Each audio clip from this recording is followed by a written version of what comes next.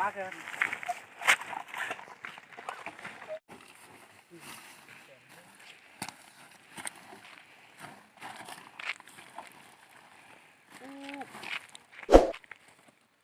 Con thuần hả thì con nấu thôi.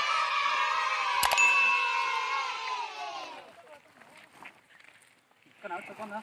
Con lấy để làm con.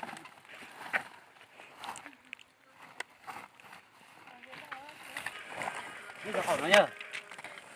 Cho nó lên nói hả? À cho con.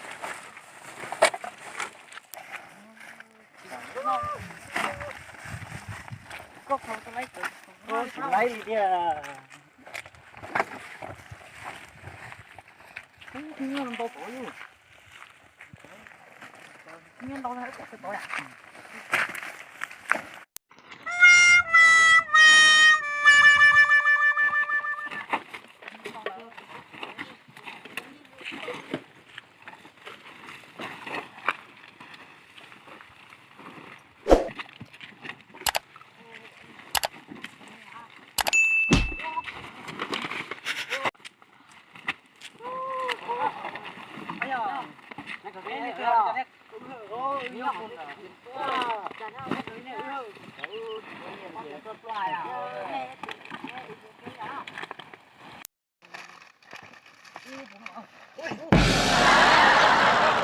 Miền Trung chạy khá lại.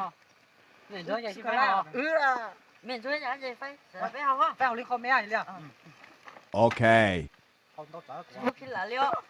Khi lá đi nè. Không đây. Chạy này khi lá à. Khi lá ấy. Chỉ khi lá đâu. Tao này phải lái à? Tao này phải lái chỉ lái đi kia nè nè. Chỉ lái chỉ ha. Nó lái cho các phòng mua. Ban này nhà lại yêu phá rồi. Tính là đây.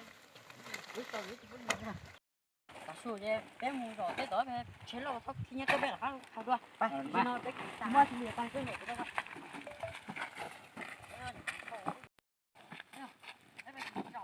Ở bên dọc bé đâu vậy? Dọc bé.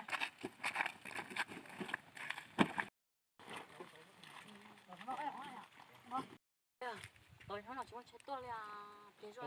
Chúng chết tôi. Nó bảo bé hậu. Bé hậu ta tiền nó chết tôi. Hậu hậu to. Đó, cho cái con mẹ. Sao cứ nhớ bảo hậu. Nó.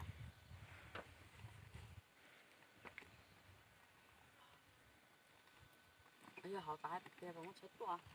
Ini nó chết ta rồi à. Chết tôi tổ. Chết tôi tổ ấy.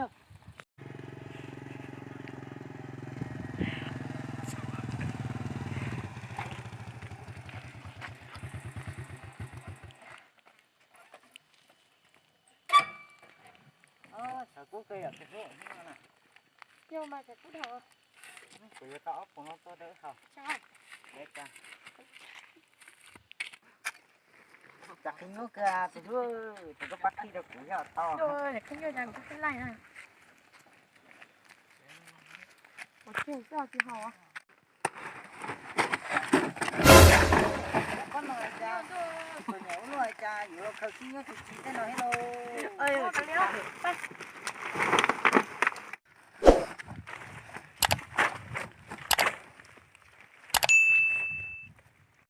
Điều để mà của nó nói à. Đấy kia linh bay vào cái bạch chữ. Và nó cứ bé ôm một cái xí nha. Nếu có cái kia nó thằng nó chót rồi à.แต่ได้ใช้เราตอนนี้เขาทองนะเราจะไม่ยิ่งเป็นเนี่ยที่เกี่ยวกับการติดตามได้ช่างทุนนะที่บอกว่าหมอวิธีใช้มันพยายามได้